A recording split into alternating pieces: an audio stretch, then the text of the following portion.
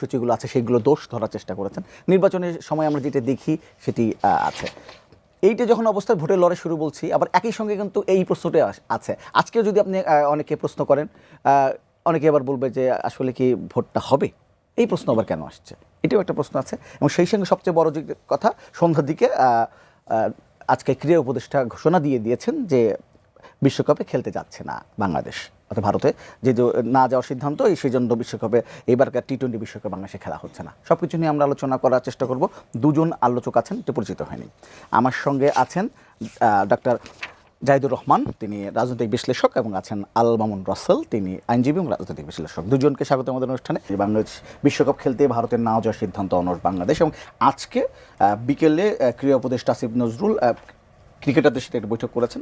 তারপরে তিনি প্রেস কনফারেন্সে বলেছেন যে আইসিসি যেহেতু বাংলাদেশের ভেন্যু বদলানোর অনুরোধ রাখেনি, এর অর্থ এবার T20 বিশ্বকাপে শেষ পর্যন্ত খেলা হচ্ছে না বাংলাদেশের।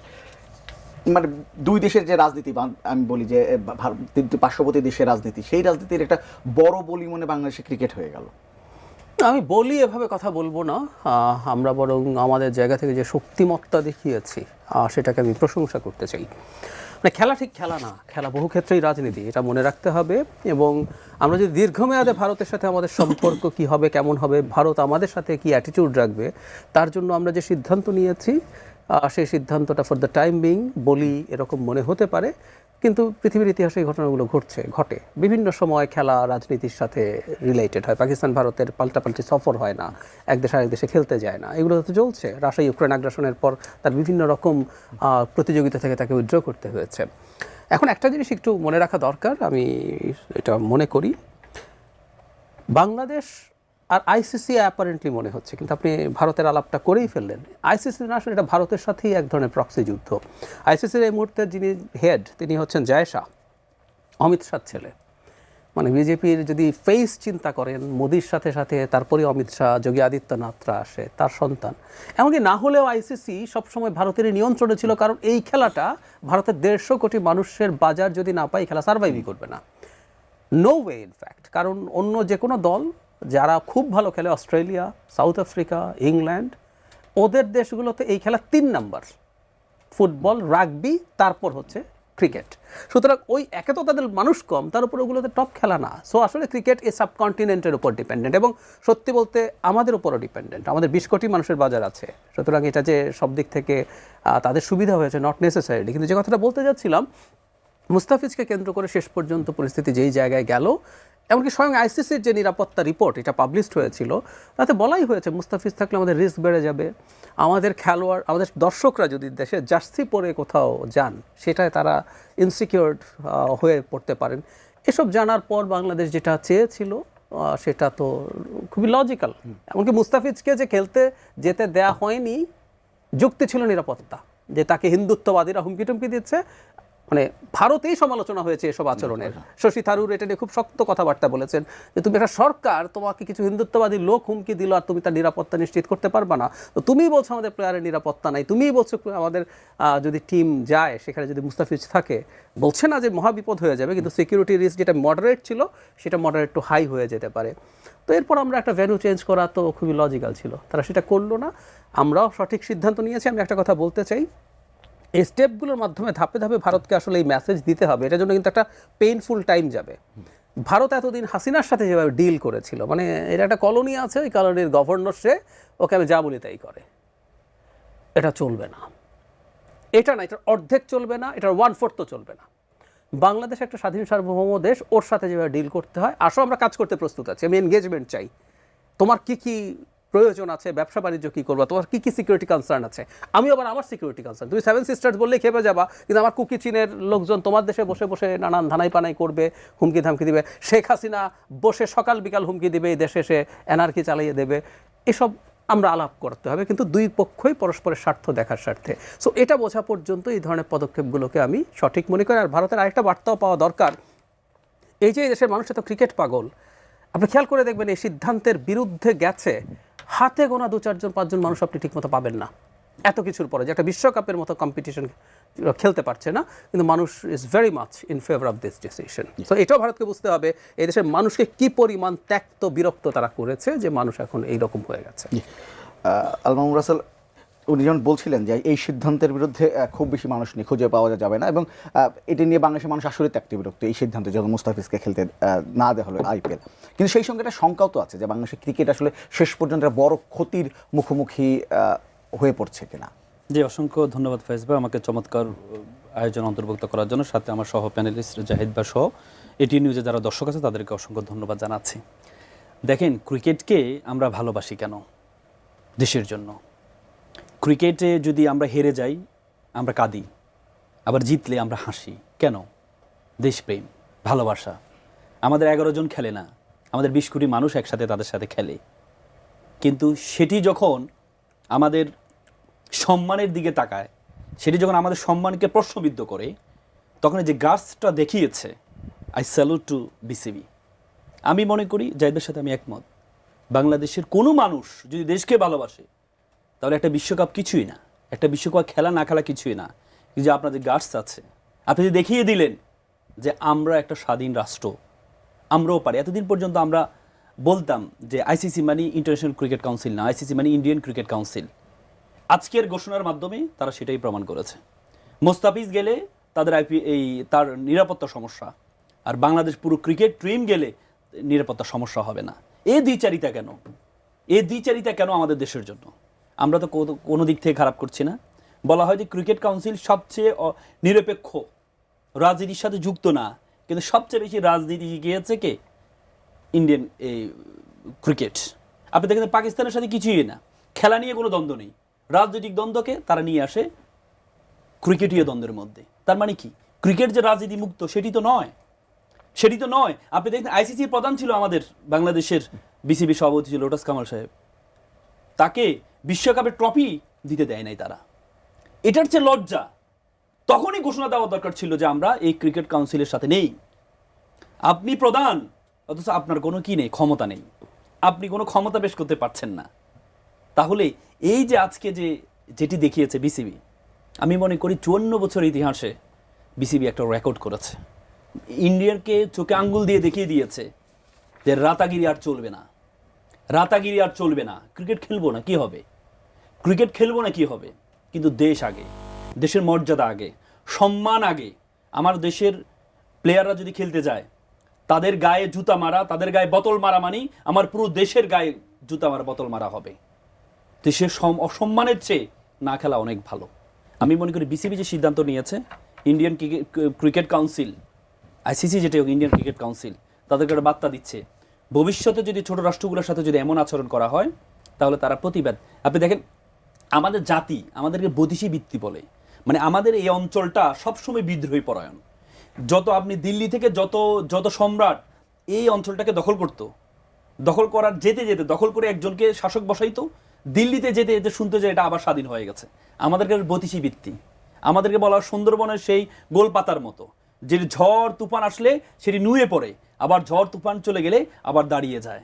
সে জাতিকে আপনার একটা ক্রিকেট বিশ্বকাপের স্বপ্ন দেখিয়ে, একটা ক্রিকেটের লোভ দেখিয়ে, বিশ্বকাপের লোভ দেখিয়ে এই জাতিকে আপনি পারবেন না। তো সুতরাং আমি এই সিদ্ধান্তকে বাংলাদেশের আমার পক্ষ থেকে এবং আমি মনে করি সকল তরুণদের পক্ষ থেকে এই বিসিবিকে স্যালুট জানাচ্ছে। আচ্ছা, একজন দর্শক আছে, ফোনটা একটু নিয়ে নিন। হ্যালো হ্যালো, জি, আপনার নামটি বলে প্রশ্নটি করেন। জি আমি নোয়াখালী থেকে বলছিলাম, রকি বলছিলাম। আমি যে প্রশ্নটা করতে চাচ্ছিলাম, এখানে যে সম্মানিত দুজন বিচারক যে আলোচক আছে, ওনারা যে কথা বললো যে আমরা সরকার যে সিদ্ধান্তটা নিচ্ছে বিশ্বকাপ বয়কটের সিদ্ধান্ত, এটা খুবই ভ্যালিড একটা সিদ্ধান্ত নিচ্ছে। মানে অনেকটা হচ্ছে ভারত বয়কট, যে ঢাকা না দিল্লি যে বিষয়গুলো আসছিল। এখন ভালো বিশ্বকাপ আমরা বয়কট করলাম, একটা বিশ্বকাপ না খেললে জাতি হিসেবে আমাদের খুব একটা কিছু হয়ে যাবে না। কিন্তু ভারতের সাথে যে আমাদের বিজনেস, আমরা যে আমদানি করতেছি সেটা তো দিন দিন বাড়তেছে, এবং ইলিশ রপ্তানি সেটাও তো বাড়তেছে, কোনোটাই তো কমতেছে না। সেই বিষয়ে আপনাদের মতামতটা একটু জানতে চাচ্ছি। আর সরকারের কি পদক্ষেপ নেওয়া উচিত এইসব বিষয়ে? অর্থাৎ ওয়ার্ল্ড কাপ বয়কট করলাম কিন্তু বাণিজ্য তো বন্ধ করতে পারতেছি না, বিদ্যুৎ তো বন্ধ করতে পারতেছি না। তো একটা বিশ্বকাপ না খেলে আমরা কি বার্তা দিলাম? এটা দেশের জন্য ভালো হলো? জি জি, জাহিদুর রহমান। আচ্ছা, এখানে কয়েকটা খুব সিম্পল ব্যাপার আছে। বাণিজ্য আসলে যথেষ্ট কমেছে মানে হলো আমাদের অনেকগুলো ইম্পোর্টের জন্য আমরা আলাদা সোর্সিং করেছি। আমাদের সাথে আমদানি রপ্তানির জন্য ভারতের ভূমি ব্যবহার করতাম, ওরা ওটা বন্ধ করে দিয়েছে। এর বাইরে আমরা প্রচুর ইনফর্মাল কেনাকাটা করতাম, আমাদের লোকজন শপিংয়ে যেত, কলকাতায় বহু টিজনেস বন্ধ হয়ে গেছে, এটা কিন্তু ওদের দিকেও ক্ষতি হয়েছে। মানে এই মুহূর্তে বাংলাদেশের এই সংকটটা আছে। আর একটা কথা মনে রাখতে হবে, এমনকি যুদ্ধ লেগে গেলেও, রাশিয়া ইউক্রেনের যুদ্ধ যখন চলছে, রাশিয়া থেকে জ্বালানি কেনা তো ইউরোপ পুরোপুরি বন্ধ করেনি। মানে এই ডিপেন্ডেন্সগুলোর মধ্যে কেনা মানে এই না যে আমি তার প্রতি খুবই অনুগত, এটা একটা ব্যবসা, আমি টাকা দিয়ে কিনছি। হ্যাঁ, এটা হলো সবচেয়ে জরুরি। খেলার ক্ষেত্রে যেটা হলো, এখানে আসলে আমাদের একটা তাদের জায়গা থেকে একটা মর্যাদার প্রশ্ন করা হয়েছে। আমাদের একজন প্লেয়ার স্থান পেয়েছিলেন, তাকে কিছু সামান্য হুমকি ধামকির জন্য, এটার সাথে বিজেপি জড়িত, কারণ পশ্চিমবঙ্গে তো বিধানসভা নির্বাচন আছে মার্চ এপ্রিলে। সো এই রাজনীতিতে যেহেতু তাকে কলকাতা নাইট রাইডার্স করছে, একটু যেহেতু কথা উঠলো বলি, এর মাধ্যমে বিজেপি হিন্দুত্ববাদীরা আরেকজন বিরাট সুপারস্টারকে টার্গেট করতে পেরেছে, সেটা হলো শাহরুখ খান। তারা তো পছন্দ করেন না, ওরা তো ওনাদের ভারতীয় নাগরিকত্ব বা ওনারা ভারতীয় মনে করেন কিনা এসব নিয়ে তারা রাজনীতি করেন। সো শাহরুখ খানকেও কিন্তু তারা অ্যাটাক করেছে। সো এগুলো এক ঢিলে অনেক রাজনীতি হয়েছে। সো এটা যখন হয়েছে, এটা আমাদের আত্মমর্যাদার প্রশ্ন হয়েছে। আর ব্যবসা আমি টাকা দিয়ে কিনি, কিন্তু সুতরাং এটা এরকম না। তারপরেও আমরা ভারত থেকে অনেক সোর্সিং বন্ধ করে দিয়েছি, বিশেষ করে কটনের একটা বিরাট অংশ এখন আমরা অন্যান্য জায়গা থেকে আনতে শুরু করেছি। এটা আচ্ছা, এখানে যে আরেকটা খবর, যে এর মধ্যে ভারতের বাংলাদেশে যে যারা তাদের কূটনীতিকরা আছে, তাদের পরিবারকে নিয়ে যাওয়ার একটা প্রসেস তারা শুরু করেছে। এই যে অবস্থা, অনেকে কিন্তু বলছেন যে পরবর্তী যে সরকার আসবে, এই সরকার ভারতের সাথে সম্পর্কটা এমন একটি জায়গায় রেখে যাচ্ছে যে পরবর্তী যে সরকার আসবে তার জন্য খুব ব্যাপারটা খুব কঠিন হয়ে যাবে। আচ্ছা, এই সরকার রেখে যাচ্ছে আমি মনে করি না। মানে আচ্ছা, ডক্টর ইউনূস, আমি যদি আপনার কাছে একটা তালিকা চাই, ডক্টর ইউনূস ভারতের সাথে এমন কি করেছে যেটা ভারতের মানে খারাপ লাগার কারণ ছিল। এখন সমস্যাটা কোথায় জানেন? দীর্ঘ 15 বছর শেখ হাসিনার সময়ে ভারত একটা প্রধানমন্ত্রীর সাথে কথা বলে না। এই যে বললাম, একটা গভর্নর কলোনির, ও তো জি হুজুর করতো। ও আমার স্টেটের কিছু দেখে নাই, শুধু আমাকে অবৈধভাবে ক্ষমতায় রাখো, I will do everything for you. উনি বলেছেন না, এমন কিছু দিয়েছি ভারতকে, ওরা সারা জীবন মনে রাখবে, আমি কিছু চাই না। উনি যদি জনগণের প্রধানমন্ত্রী হতেন তাহলে চাইতেন। ডক্টর ইউনূসের অপরাধ হচ্ছে উনি একটা সার্বভৌম দেশের প্রধানমন্ত্রীর মতো কথা বলছেন। এর বেশি কিছু কি? সীমান্তে হত্যা হচ্ছে, আমরা অফিসিয়াল স্টেটমেন্ট দিয়েছি, এটা করা যাবে না। আমাদের পূজার সময় পুরনো ঢাকায় একটা পেট্রোল বোমা মারা হয়েছে, ওটার বোতলটাও ভাঙে নাই, আগুন লাগা দূরেই থাকুক। ভারতের পররাষ্ট্র মন্ত্রণালয় কিন্তু স্টেটমেন্ট দিয়েছে যে এখানে এই ঘটে গেছে।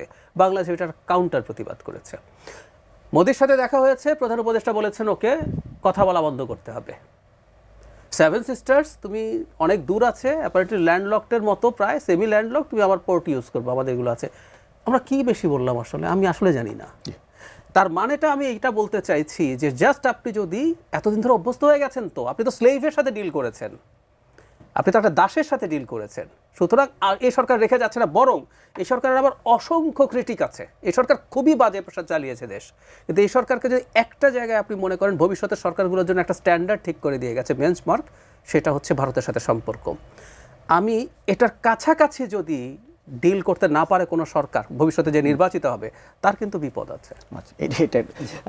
যে আমি আসলে দর্শকের যেটি বলেছেন, আসলে আমি একটু অবাক হই। দেখেন, ভারত, আমি জাহিদের সাথে একমত যে আমাদেরকে কখনো দেশ মনে করতো না। আমার মনে আছে 2012 সালে, তখন আমি ঢাকা বিশ্ববিদ্যালয়ের ছাত্র, আমি একটা চণ্ডীগড়ে, ভারতের চণ্ডীগড়, পাঞ্জাবের রাজধানী চণ্ডীগড়ে একটা ওয়ার্ল্ড পিস কনফারেন্সে গিয়েছিলাম। প্রত্যেকটা দেশের প্রতিনিধি ছিল, প্রত্যেকটা দেশের পতাকা ছিল। আমাকেও ইনভাইট, আমি গিয়েছি, কিন্তু বাংলাদেশের পতাকা ছিল না। আমি সেদিন সবার সামনে প্রতিবাদ করেছিলাম। আমি সবার সামনে প্রত্যেককে ভালো 5 স্টার হোটেলে রেখেছে, আর আমাদের যারা আশেপাশে যারা, তাদের জন্য 3 স্টার হোটেলে তারা রেখেছে। আমি সেটা প্রতিবাদ করেছিলাম। মানে তারা আমাদেরকে দেশে মনে করে না, কারণ তারা এতদিন 54 বছর তারা তাদেরকে অঙ্গরাজ্য ধরেছে। এখন আপনি বলতে পারেন তারা দখল করে না কেন? দেখেন, আধুনিক সাম্রাজ্যবাদের একটা নীতি আছে। আধুনিক সাম্রাজ্যবাদে কখনো দখল করে নেয় না। আধুনিক সাম্রাজ্যবাদকে, আমি যদি শব্দটা খারাপ দেখা যায়, এটি হচ্ছে প্রস্টিটিউট নীতির মতো।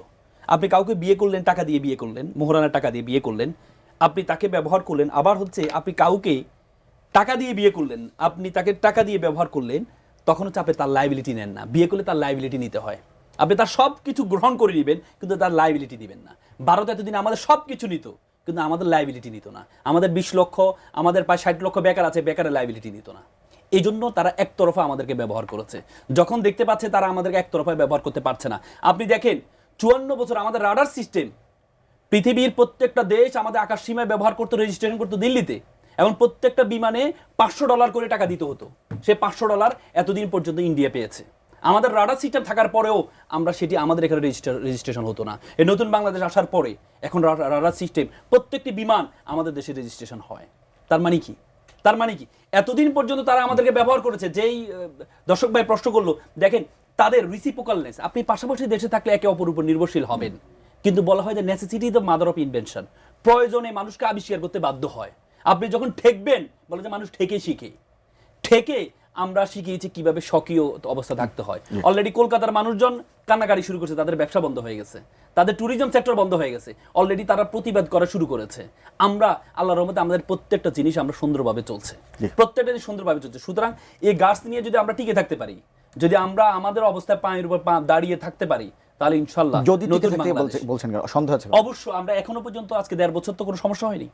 1.5 বছর যদি বলছেন সন্দেহ আছে, মানে এটা আমরা তো আসলে পরিবর্তনে তো অনেক কিছু দেখি আমাদের দেশে। আমাদের দেশে তো হচ্ছে গভর্নমেন্ট পরিবর্তনে অনেক কিছু আমরা দেখি, কিন্তু আমরা বিশ্বাস করি যারাই আপকামিং, যারাই ক্ষমতা আসবে ইনশাআল্লাহ, এই যে এখন বর্তমান সরকার যেটি দেখিয়েছে, এটি যদি তারা দেখাইতে পারে তাহলে জনগণের অন্তরে থাকবে। আচ্ছা, একজন দর্শক আছে, মানে ফোনটা নিয়ে একটু আসছে। হ্যালো, আসসালামু আলাইকুম। ওয়ালাইকুম সালাম, আপনার নামটি বলে প্রশ্নটি করেন। আমি আব্দুল হক মন্ডল রাজবাড়ী থেকে বলছিলাম। জি বলেন। আমার প্রশ্ন হচ্ছে যে দুজন আলোচক বলছেন ভারতের সাথে চুক্তি ভারতের সাথে যে চুক্তি যদি বাতিল করে দেওয়া হয়, তাহলে কি বাংলাদেশ একা চলতে পারবে? আচ্ছা, আমি একটা কথা আরেকটু স্পষ্ট করি, সেটা হচ্ছে একটা প্রতিবেশী সম্পর্কে বলে না যে আপনি বন্ধু পাল্টাতে পারেন, প্রতিবেশী পাল্টাতে পারেন না। মানে সময়টা হলো আমরা তো ছোট দেশ, সারা জীবনের কথাটা আমাদেরকে শুনিয়েছে। এই কথাটা কি ভারতের জন্য প্রযোজ্য না? মানে ভারত কি তার প্রতিবেশী পাল্টাতে পারবে? পারবে না। আমি আসলে শক্ত থাকার কথা বলছি, ভারতের সাথে আবার যুদ্ধং দেখে কিছু করতে হবে আমি সেটাও পছন্দ করি না। ধরুন আমাদের কেউ কেউ বলেন শেখ হাসিনা বা আমাদের লোকজনকে যদি ওখানে আশ্রয় দাও, তাহলে আমরা তোমার 7 সিস্টার্সের যারা বিচ্ছিন্নতাবাদী তাদেরকে আশ্রয় দিয়ে 7 সিস্টার্স নাই করে দেবো, বিচ্ছিন্ন করে দেবো, এগুলো টু মাচ। আমরা ওই যে বললাম একটা স্লেভের মতো থাকা একজন মানুষের জায়গায়, যে অঙ্গরাজ্য বলছেন ভাই, অঙ্গরাজ্য তো রাইট থাকে, উনি পরে অন্য ক্ষেত্রে বলছেন অঙ্গরাজ্য তো রাইট থাকে, এটা অঙ্গরাজ্য, এটা কলোনি, এটা উপনিবেশ ছিল। আমরা চাই ভারতকে কিন্তু তার এই জায়গাটা রিকনসিডার করতে হবে। আমরা শক্ত থাকলে এটা হবে। আমরা ভারতের সাথে অবশ্যই সহযোগিতার সম্পর্ক চাই, অবশ্যই চাই, কিন্তু ওই যে দুটো টার্ম আছে বায়োলজিতে, সিম্বায়োসিস, দুজন পরস্পর একসাথে থাকে, দুজনই উপকৃত হয়। একটা হচ্ছে প্যারাসাইটিজম, আপনার মাথায় উকুন আছে, উকুন আপনার লাভ করে না, কিন্তু আপনার থেকে সমস্যা, আপনার সব কিছু শুষে নিতে পারে, কৃমি আপনার লাভ করে না, এটা হলো প্যারাসাইটিজম। আরেকটা হচ্ছে কিছু গাটে কিছু ব্যাকটেরিয়া থাকে, ও আপনার কিছু উপকার করে, আপনি কিছু ভিটামিন ইয়ে করতে সাহায্য করে, আবার সে বেঁচেও আছে আপনাকে খেয়ে। সো সিম্বায়োটিক রিলেশন চাই আমরা এমনভাবে কাজ করতে চাই, পরস্পরের সাথে সহযোগিতা করব সব রকম। ভারত, আমি রিপিট করছি, ভারতের যে সিকিউরিটি কনসার্ন আছে সেটা বাংলাদেশকে দেখতে হবে, কিন্তু এটা একতরফা না, এটা দুই তরফা হতে হবে, এবং ভারতকেও বাংলাদেশের সিকিউরিটি কনসার্ন দেখতে হবে। বাংলাদেশের ব্যবসা, আমি বলি ধরেন ট্রেড ডেফিসিট বাংলাদেশের $12 বিলিয়ন মতো, মানে আমরা 1.5 বিলিয়ন, আমরা $1 বিলিয়ন ক্রস করার পর ওদের হাই মাতম উঠেছে, অথচ ওদের $12-13 বিলিয়ন আমরা ইম্পোর্ট করি। যখন $1 বিলিয়ন ক্রস করছে, ও আমাকে নন ট্রেড ব্যারিয়ার দিয়ে আমার এক্সপোর্ট থামিয়ে দিচ্ছে, পাটের উপরে দীর্ঘদিন ছিল, এসব তারা সমানে নানান রকম ঝামেলা করেছে, এগুলো করলে চলবে না। পরস্পরের প্রয়োজন মেটাবো।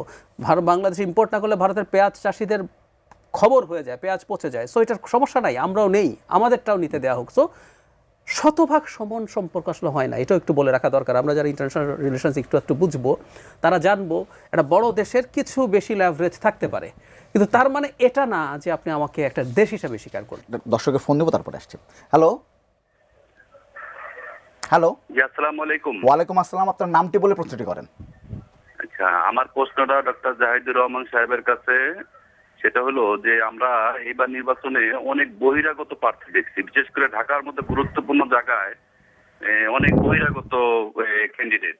তো ওনারা যদি নির্বাচনে জয় লাভ করার পরে কি ঢাকার আইন শৃঙ্খলা পরিস্থিতি স্বাভাবিক রাখতে পারবে কিনা? মানে আপনি কাকে বহিরাগত দেখেছেন, এর নাম একজনের দুজন নাম বলবেন? এটা ডক্টর জাহিদুর রহমান সাহেবের কাছে প্রশ্ন। না, আপনি কাকে মানে কোন প্রার্থীকে বহিরাগত মনে হচ্ছে, এটা নামটা বলবেন? যেমন আপনার বদি হাজার, আচ্ছা, ঢাকা 13। আপনার অন্য এলাকায়, আচ্ছা, আপনি এক এলাকার বাসিন্দা, অন্য এলাকার প্রার্থী হচ্ছে, এটা তো? হ্যাঁ, হ্যাঁ, যেহেতু উনি এইখানে স্থানীয় কারোর সাথে তার কোনো সম্পর্ক পরিচয় আচ্ছা, আচ্ছা। সুযোগ নাই, আচ্ছা। এবং মোহাম্মদপুর এলাকাটাও খুব ক্রিটিক্যাল।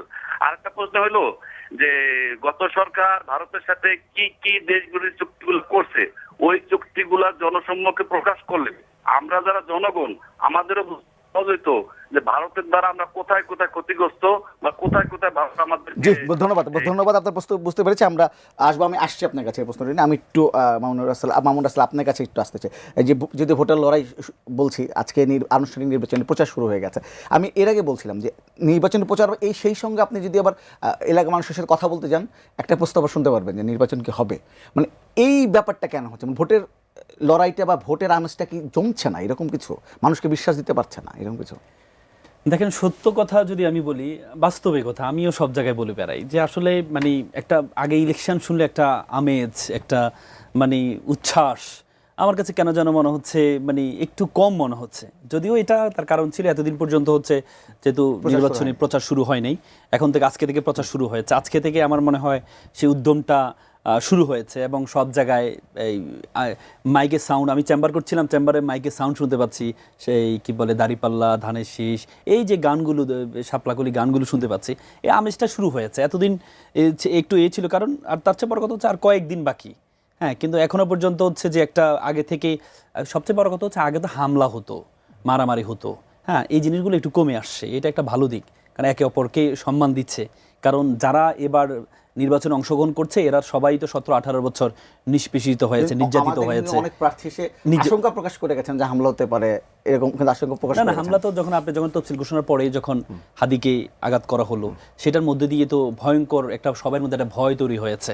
রাজনীতিবিদ যারা আছে তাদের মধ্যে একটা ভয় তৈরি হয়েছে, কি হবে, কারা টার্গেট আসলে। এই জন্য অলরেডি আপনি শুনেছেন যে প্রত্যেককে বলেছে যারা নির্বাচনে প্রার্থী হবে তাদেরকে বলেছে তাদেরকে গান নেওয়ার সুযোগ আছে। হ্যাঁ, সেই হিসেবে এটা নিয়ে কথা হচ্ছে।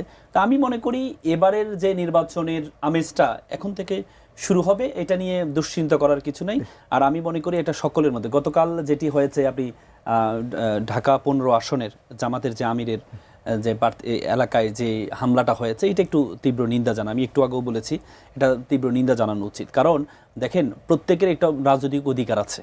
আপনি ধরেন হচ্ছে আমি যদি নির্বাচনে কোনো নীতিমালা ভঙ্গ করি, তাহলে এটা কি নিজের হাতে মানে আমি আইন কি নিজের হাতে নিতে পারবো? এর আগে আমরা হেলমেট বাহিনী দেখতাম, তারা নিজ হাতে নিয়ে নিত। আপনি কোনো মহিলা, ওনারা বলছে কোনো মহিলারা বাসায় গিয়ে ওনারা নাম্বার চাচ্ছে, বিকাশ নাম্বার চাচ্ছে, এই চাচ্ছে, সে চাচ্ছে, এই বলে আপনি মহিলাদেরকে আবদ্ধ করতে পারবেন? এই বলে আপনি মহিলাদের উপর আক্রমণ করতে পারবেন? এটা তো আপনি করতে পারেন না।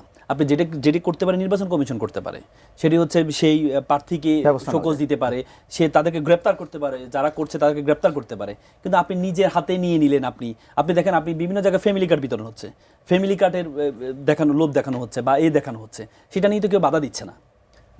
তাহলে কেউ যদি আপনি ফ্যামিলি কার্ড দিয়ে যদি আপনাকে বাধা না দেয়, তাহলে তারা যদি বিকাশ নাম্বার নিতে চায়, তাহলে আপনি বাধা দিবেন। এটি তো আপনি 17-18 বছর আমরা দেখেছি যে আপনার পছন্দ না হলে আপনি বাধা দিবেন। বিএনপির পক্ষ থেকে বেহেশতের লোভ দেখানো হচ্ছে, এমন অভিযোগ আছে। বেহেশতের দেখেন, এখন কিন্তু সেই কথাটা কম বলা হয়। কেন কম বলা হয় জানেন? কারণ বেহেশতে যখন বিভিন্ন ভিডিও বের হয়েছে, হ্যাঁ, যেমন কুমিল্লা 14 গ্রামের এমপি প্রার্থী কামরুল হুদা সাহেব বলেছেন যে ওর আমার নাম প্রতিদিন একবার নিলে জান্নাত নিশ্চিত, বা জামাতকে ভোট দিলে জাহান্নামে যাবে, এমন ভিডিও আমরা দেখেছি। তো সুতরাং এটি যদি এমন হতো যে জামাতের কোনো ইশতেহার দিয়েছে যে বা পলিসি সাবমিটে বলেছে যে আমাদেরকে ভোট দিলে বা জামাতের পক্ষ থেকে আপনি যখন যেমন ফ্যামিলি কার্ডের বিষয়টা, এটা তাদের ইশতেহারের একটা বিষয়, এটা তাদের 31 দফা পরবর্তীতে তাদের ঘোষণা দিয়েছে, তারেক রহমান সাহেব তাদের প্ল্যানের মধ্যে এটা আছে। কিন্তু জামাতের কোনো ইশতেহার, কোনো প্ল্যানের মধ্যে জান্নাতের বলেছে যে ভোট দিলে জান্নাত দিবে, এটি কোথাও আছে? তার মানে বিক্ষিপ্ত বিচ্ছিন্ন কিছু কথা, এটা তো একটা দলের কথা হতে পারে না, এটা দলের কথা হতে পারে না। জাহিদুর রহমান, একজন দর্শক ফোন করেছিলেন যে আমার মনে আছে। আচ্ছা, পরের অংশটাতে আগে বলি, আমরাও চেয়েছিলাম এই সরকারের সময়ে চুক্তিগুলো প্রকাশ করা হোক, অন্তত যে অংশগুলো গোপন না সেই অংশগুলো বাদ দিয়ে প্রকাশ করা হোক। আর একটা কথা মনে রাখতে হবে, অ্যাগ্রিমেন্টের একদম লিগ্যাল বাইন্ডিং আছে, কিন্তু এমওইউ বা মেমোরেন্ডাম অফ আন্ডারস্ট্যান্ডিং, এটার কোনো লিগ্যাল বাইন্ডিং নাই। এইগুলো সবগুলোই বাতিল করে দেওয়া দরকার ছিল আমি মনে করি। অ্যাগ্রিমেন্টের ক্ষেত্রে কঠিন, অসম যদি হয়, কিন্তু পাবলিশ করলে জনগণ জানতে পারতো, এটা আমি সত্যিই মনে করি। আচ্ছা, বহিরাগত ক্যান্ডিডেট নিয়ে বলা হয়েছে এবং উনি পরে একটা প্রশ্ন যোগ করেছেন, সেটা হলো তারা কি এলাকার আইন শৃঙ্খলা রক্ষা বা ইত্যাদি ইত্যাদি করতে পারবেন কিনা। আমাদের আস্তে আস্তে একটা ফান্ডামেন্টাল জায়গা থেকে সরে আসা উচিত। মানে আমাদের এমপিদের কাজ মূলত আইন শৃঙ্খলা রক্ষা না, এলাকার উন্নয়ন না, যদিও আমরা তাদেরকে নানান বরাদ্দ টরাদ্দ দিয়ে মানুষজনকে সাহায্য করার একটা প্রবণতা রেখেছি, আমরা দীর্ঘদিন থেকে আলাপ করছি এগুলো টোটালি বন্ধ হয়ে যাওয়া উচিত। শুধু তাই না, কনস্টিটিউয়েন্সি থেকে যেসব এমপি নির্বাচিত হন তারা উপজেলা যে আইন আছে বর্তমানে তার 25 ধারায় ক্লিয়ারলি লেখা আছে তিনি সেটার উপদেষ্টা হবেন এবং তাকে বাইপাস করে চেয়ারম্যান সরকারের সাথে কোনো যোগাযোগ করতে পারবে না। এইভাবে উনি স্থানীয় যে উন্নয়ন এর সাথেও জড়িত হয়ে যান। তো আমরা মনে করি এগুলো সব বন্ধ হওয়া দরকার। আর উনি যেটা বলেছেন সেটা এক ধরনের লোকাল ইম্প্যাক্ট হয়তো আছে, তবে ঢাকায় এটা এতটা না। ঢাকায় এতটা না মানে হচ্ছে ঢাকায় তো এক ধরনের কসমোপলিটন ব্যাপার আছে, উনি ওই এলাকায় থাকেন বলে এই এলাকায় হবেন না, এটা এতটা হয় না। আরও কিন্তু ক্যান্ডিডেট আছে এরকম। র্যাদার কোনো কোনো জায়গায় এই ঘটনা হয়েছে, এমনকি একই কনস্টিটিউয়েন্সিতে ধরুন দুটো উপজেলা আছে, কোন উপজেলার ক্যান্ডিডেট তিনি সেটা ওই উপজেলাকে শেপ করে। সো এইসব লোকাল পলিটিক্সের জায়গা আছে, থাকবে, এটাকে আর অত গুরুত্ব দেওয়ার কিছু নেই। নির্বাচন প্রচারে যখন শুরুতেই কিন্তু যে উনি যেমন বলছিলেন যে বিএনপির পক্ষ থেকে ফ্যামিলি কার্ড, বুঝতে পেরেছেন, ফ্ল্যাট দেওয়া, এটি যেমন বলা হচ্ছে, তেমনি কিন্তু তাদের যে বিরোধী 10 দলীয় জোট জামাত ইসলাম এনসিপির নেতৃত্ব তারা কিন্তু এটির বিরুদ্ধে কথা বলছেন।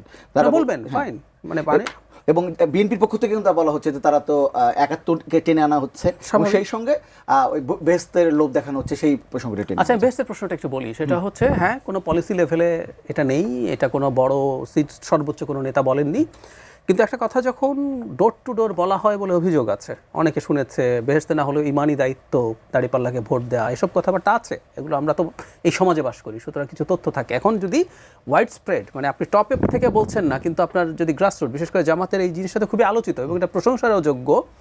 বিএনপি যখন তার ক্যাম্পেইন ঠিকমতো শুরু করেনি ততদিনে জামাতের ক্যান্ডিডেটরা, তাদের প্রতিনিধিরা বাড়ি বাড়ি চলে গেছেন, বিশেষ করে নারীদের উপরে তাদের প্রচুর কাজ আছে। এভরিথিং ইজ অ্যাপ্রিসিয়েবল, কিন্তু বিকাশ নাম্বার চাচ্ছে, বিকাশ নাম্বার চাওয়ার মধ্যে কিন্তু একটা প্রশ্ন আছে, প্রশ্ন থাকে। ফ্যামিলি কার্ড বিতরণ করছে বলে আমি আসলে দেখিনি কোথাও। ফ্যামিলি কার্ড দেখানো হচ্ছে, এটা একটা মডেল ফ্যামিলি কার্ড, এটা বিতরণ করার তো এখন কথা না। যাই হোক, আমি দেখিনি, আমার চোখে পড়েনি, যদি কেউ করে থাকে সেটা ভুল হবে। কিন্তু যে কথাটা বলছিলাম, তাদের যেহেতু ঘরে ঘরে গিয়ে কথাটা পৌঁছে দিচ্ছে, এটাকে বিএনপিকে অ্যাড্রেস করতে হবে, করা দরকার আছে, কারণ এটা দিয়ে অনেকে মিসগাইডেড হওয়ার প্রবাবিলিটি আছে। এই দেশের মানুষ সবাই না হলেও একটা অংশ হতে পারে। তো এগুলো চলবে, রাজনীতি মানেই তাই। আপনি কিছু বলবেন, আপনি দুটো কাজ করবেন আসলে, আপনি কি করতে চান, আপনি মানুষকে কি দিতে চান, এবং আপনার কম্পিটিটর কোন কোন জায়গায় আপনার চাইতে নিচে আছে, খারাপ আছে। ধরুন 71, মানে অনেকে বলেন যে বিএনপি তো এত বছর জামাতকে নিয়ে সরকারও চালিয়েছে, জোটে ছিল, বলে নেই কেন। মজার ব্যাপার, একই কথা বলা যায়, বিএনপির সাথে জামাত সরকারে ছিল, যে সরকারের অংশ জামাত, সেই সরকার দুর্নীতি করে বলে কথা বলছে। দুর্নীতিতে 5 বারের চ্যাম্পিয়ন, এটা ইনফ্যাক্ট সিগনিফিক্যান্ট নেতারা বলেছে আওয়ামী লীগের টোনে। কেন বলছি 5 বারের চ্যাম্পিয়ন কথাটা ঠিক না, এটা নিয়ে প্রচুর আলোচনা হয়েছে। প্রথমবার আসলে আওয়ামী লীগের আমল নামা এসে বিএনপির ঘাড়ে পড়েছিল ওই লাস্ট বছরেরটা। এরপর তারা ফার্স্ট ছিল, কিন্তু যে স্কোরিং সেটা বেড়েছিল, তার মানে দুর্নীতি তুলনামূলকভাবে কমেছে, কিন্তু অন্যদের আরও বেশি কমেছে, তাই সেই জায়গায় ছিল। আমি তাতেও সমস্যা দেখি না। তার মানে হচ্ছে জামাতও এতদিন যার সাথে সরকার করেছে, জোট করেছে, তাকে অভিযোগ করছে, আমি স্বাভাবিকভাবেই দেখি। আবার 71 ইস্যু, যেখানে আবার বিএনপির একটা খুব সিগনিফিক্যান্ট জায়গা আছে, তার প্রতিষ্ঠাতা হচ্ছেন স্বাধীনতার ঘোষক, তিনি সেক্টর কমান্ডার, তিনি জেড ফোর্সের প্রধান, তিনি সেটাকে সামনে আনছেন। এভাবেই রাজনীতি হয়। এখন দেখা যাক কারটা জনগণ কিভাবে নেয়। আচ্ছা, আপনার কাছে এটা জানতে চাই যে আজকে জামাত ইসলাম পক্ষ থেকে একটা জিনিস সামনে নিয়ে আসছে যে চাঁদাবাজকে ভোট দিবেন না, দুর্নীতিবাজকে ভোট দিবেন না, এবং এটি কিন্তু মূলত বিএনপিকে টার্গেট করেই বলা হচ্ছে। আমি যদি বলি যে একটা সময় তো বিএনপির সঙ্গে জামাত ইসলাম সরকারের ছিল, জোটের ছিল, তারা একই সঙ্গে সরকার চালিয়েছে, সেখানে দুর্নীতির অভিযোগ যখন বিএনপির বিরুদ্ধে করা হয়, সেই দাগটা কি জামাতের উপর এসে পড়ে না? দেখেন, প্রথম কথা হচ্ছে, আপনি এই বিএনপির বিরুদ্ধে যে অভিযোগগুলো আনা হয়েছে, আপনি দেখেছেন এটি কি শুধু মৌখিক অভিযোগ নাকি বাস্তবিকতা? আপনি 1.5 বছরে কি দেখেছেন? 1.5 বছরে এই পর্যন্ত 7,000 চাঁদাবাজির কারণে 7,000 নিজের কর্মীকে তারা বহিষ্কার করেছে।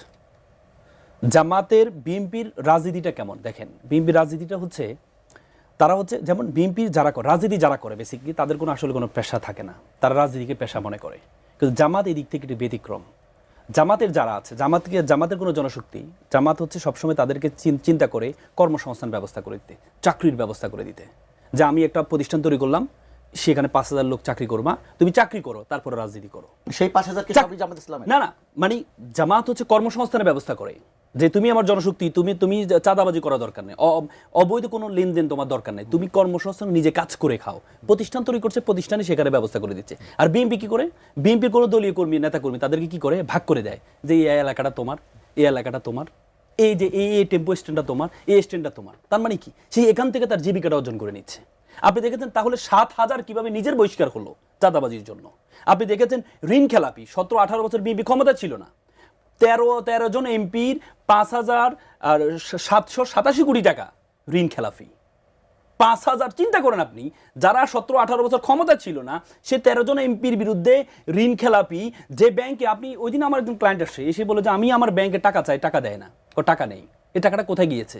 আওয়ামী লীগ যেভাবে হাজার হাজার কোটি টাকা নিয়ে গিয়েছে, সাথে সাথে যখন আমরা হলফনামা দেখতে পেলাম, তখন দেখতে পাই আমাদের যারা এতদিন ভিকটিম ছিল তাদের মধ্যে থেকেও 5,887 কোটি টাকা তারা ঋণ খেলাফি। আমরা নির্বাচন কমিশনকে অবাক হয়ে যায়, নির্বাচন কমিশন ওই দিন বললেন এই সালাম সাহেবের 1700 কোটি টাকা, বলে যে টাকাটা দিয়ে দিয়েন। নির্বাচন কমিশনার বলতে, সানাউল্লাহ সাহেব বলতে যে বুকের মধ্যে মানে কষ্ট নিয়ে আমরা এটা গ্রহণ করে নিচ্ছি। কেন? যারা ক্ষমতা আসার আগে এত কোটি টাকা ঋণ খেলাবি, এরা ক্ষমতা আসলে কি করবে? জামাত ইসলামে তো কি করবে? আপনি সিঙ্গেল দেখান, আপনি সিঙ্গেল দেখান, আপনি যখন একজন দেখাবেন তাহলে exception can not be example. কিন্তু আপনি কি দেখেছেন? আপনি কয়জনকে আপনি দেখেছেন? আর তার এই বিপির মধ্যে কয়জনকে দেখেছেন? তার মানে এই যে চাঁদাবাজি, এই যে টেন্ডারবাজি, আপনি অবাক হয়ে যাবেন, আপনি অবাক হয়ে যাবেন। টেন্ডার, আমরা শুধু চাঁদাবাজি ছোট ছোট বিষয় নিয়ে কথা বলি, টেন্ডারবাজি নিয়ে কোনো কথা বলি না। এবার নতুন বাজেটে ওই দিন আমার কাছে একজন ক্লায়েন্ট আসছে, সে এসে বলল সে একটা এতে অনলাইনে যে হয়, সে কি টেন্ডার হয়, সে টেন্ডারটা সে অ্যাকসেপ্ট করেছে। সে টেন্ডারের দাম ছিল হচ্ছে, সে সর্বোচ্চ দাম দিয়েছে মানে 50 লক্ষ টাকার মধ্যে 47 লক্ষ টাকা সে দিয়েছে। কিন্তু তার প্রতিদ্বন্দ্বী যিনি ছিল, সে দিয়েছে 40 লক্ষ টাকা। পরবর্তীতে পেয়েছে সে, কিন্তু পরবর্তীতে তাকে এসে ধরা হয়েছে যে তুমি এটা উইথড্র করো, আমি 40 লক্ষ টাকা আমি ওইটা নিব, কারণ এখানে আমি টাকা পয়সা দিয়ে করেছি। তার মানে টেন্ডারবাজি কিভাবে হচ্ছে? তার মানে এই জিনিসগুলো তো বলতে হবে। আচ্ছা, আমি একটা তথ্য বলি যে আজকে টিআইবি যে একটা জরিপ প্রকাশ মানে একটা রিপোর্ট দিয়েছে, সেখানে তার বলেছে যে শীর্ষ দলগুলোর ঋণ বা দায়গ্রস্ত প্রার্থীর হার, সেখানে বলছে বিএনপির 59.41% এবং জামায়াত ইসলামের বলছে 22.26%। জামায়াত ইসলাম আছে ঋণ খেলাপিতে একজন পেয়েছে। আচ্ছা, একজন পেয়েছে না, একজন পেয়েছে, যেটা ঢাকার। আচ্ছা, এই বিষয়টা কথা একটু পরে কথা বিরতি থেকে একদম শেষ সময় আসছি। ডক্টর জাহিদুর রহমান, আপনার কাছে পোস্টাল ব্যালট নিয়ে এক ধরনের প্রশ্ন এসেছে। আজকে তারেক রহমান নিজে একটা শঙ্কা প্রকাশ করেছেন যে পোস্টাল ব্যালট ডাকাতি করা হচ্ছে, যারা পালিয়ে গেছে, যেমন তারা যেমন ভোট ডাকাতি করেছে, পোস্টাল ব্যালটে এমন একটা ষড়যন্ত্র চলছে।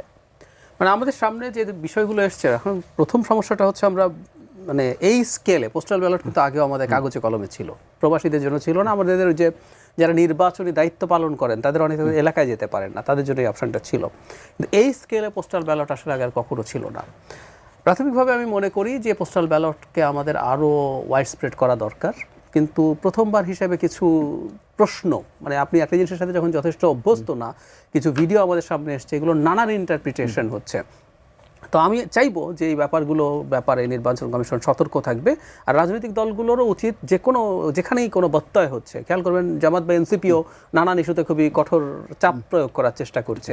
এর মানে এই না যে তারা একেবারে আস্থা হারিয়ে ফেলছেন, কিন্তু যখনই কোনো একটা অনিয়মের ঝুঁকি দেখা যাচ্ছে, টেনশন দেখা যাচ্ছে, জামায়াত ইসলামের নেতারা প্রধান উপদেষ্টার কাছে গিয়ে নির্বাচন কমিশনের নালিশ করে এসছেন, যদিও কনস্টিটিউশনালি নির্বাচন কমিশনের নামে প্রধান উপদেষ্টার কাছে নালিশ করা যায় না। এনসিপি বলেছে নির্বাচন যাবে কিনা সেটা বলেছেন না, কিন্তু এই যে চাপটা, এই চাপগুলো সব দলই তাদের জায়গা থেকে দেবে, যাতে যতটা সম্ভব অনিয়ম কমিয়ে রাখা যায়। এগুলোকে আমি ওভাবেই দেখতে চাই। জি, পোস্টাল ব্যালট নিয়ে যদি আপনার কোনো থাকে, এক ধরনের অভিযোগ কিন্তু জামাতের দিকেই বেশি যাচ্ছে, পোস্টাল ব্যালট নিয়ে তারা এক ধরনের কারসাজি করছে। দেখেন, আমি আজকে তারেক রহমান সাহেব তো আজকে প্রথম কোনো রাজনৈতিক সমাবেশে অংশগ্রহণ করেছেন। এর আগে উনি আসার পর থেকে কিন্তু রাজনৈতিক সভা নিষিদ্ধ ছিল, এই জন্য উনি সবগুলো মাহফিল করেছেন। এবং ওনার বিভিন্ন দোয়ার মাহফিলে ওনার যে ভাষ্য এবং ওনার জানাজাতে ওনার যে মাত্র 52 সেকেন্ডের যে বক্তব্য, আমি খুব মুগ্ধ করেছে। আমি সব জায়গায় বলার চেষ্টা করেছি তারেক রহমান অনেক বিনয়ী, হ্যাঁ, এটা খুব আমার কাছে খুব চমৎকৃত হয়েছে। কিন্তু আজকে ওনার আজকে যে সমাবেশটা, রাজনৈতিক বক্তব্য যেটা দেখলাম, সেটা আমরা গত 17-18 বছরের একটা প্রতিচ্ছবি দেখতে পেয়েছি। মানে ব্লেম গেম, যেটা আমরা সবসময় করে থাকি। আমি আজকে খুব ভালো লাগতো যদি আজকে পলিসি যে বিভিন্ন জন যে পলিসি দিয়েছে, পলিসি নিয়ে যদি আজকে ডিবেট হতো বা এটা নিয়ে যদি সমালোচনা হতো, যে এটা জামাতের পলিসি সাবমিটে এই বিষয়গুলো ধরে যদি ভুলগুলো ধরিয়ে দিত, যে আপনার এখানে এত বাজেট, এখানে আপনি এই প্ল্যানটা কীভাবে করলেন, হ্যাঁ, আপনি 39% থেকে 19% কীভাবে নিয়ে আসবেন, এগুলো নিয়ে যদি আলোচনা হতো, আমার কাছে মনে হতো নতুন বাংলাদেশের নতুন কিছু পেলাম। কিন্তু আজকে কি দেখেছি, আজকে তারেক রহমান সাহেব আজকে প্রথম কথা বলেন পোস্টাল ব্যালট নিয়ে মানে দুর্নীতি করার একটা বিষয় আনলেন, তারপরে পরে ওনার দলের লোকজন যখন স্লোগান দিচ্ছেন তখন ধমক দিচ্ছেন, স্লোগান দিলে কিন্তু তুমি গুপ্ত। তার মানে নিজের দলের লোকদেরকে উনি অ্যাড্রেস করছেন যে তুমি গুপ্ত। তারপরে আবার ৭১ নিয়ে আসলেন উনি। হ্যাঁ, যদিও এতদিন পর্যন্ত ৭১কে আসলে যারা, আমি মনে করি ২৪ হচ্ছে ৭১ ধারাবাহিকতা, ৭১কে অস্বীকার করার সুযোগ নেই, কিন্তু এতদিন পর্যন্ত ৭১-এর কথা বলে বলে আমাদের ভবিষ্যৎকে ধ্বংস করা হয়েছে, আমাদের ভবিষ্যৎকে খেয়ে ফেলা হয়েছে, আমাদের ভবিষ্যতের অন্ধকার করা হয়েছে এতদিন পর্যন্ত। কিন্তু নতুন সেটা আমরা পেলাম। আমার শেষ করে ২০১২ সালে আমার তারেক রহমান সাহেব একটা বক্তব্য খুব ভালো লেগেছিল। তিনি বলেছেন যে আমাদের পূর্বপুরুষরা সবসময় ৭১ বলে বলে বলে বলে আমাদের এই পিছনের দিকে নিয়ে গিয়েছে, কিন্তু আমরা সামনের দিকে আগাতে চাই। এই বিষয়টা সামনের দিকে আমাদের আগানো উচিত। এই বিষয়টা নিশ্চয় পর কোনো অনুষ্ঠানে আমরা আলোচনা করবো, আমরা বিরুদ্ধে আমরা এখন শেষ করবো, আসলে সেমন শেষ। আপনি দুজনকে ধন্যবাদ আমাদের সঙ্গে যুক্ত হওয়ার জন্য। দর্শক, আজকের পর্ব থেকে এখানেই বিদায় নিচ্ছি, আগামী পর্বে আবারও দেখা হবে। ততক্ষণ পর্যন্ত ভালো থাকবেন, সুস্থ থাকবেন, এটি নিয়ে সঙ্গে থাকবেন।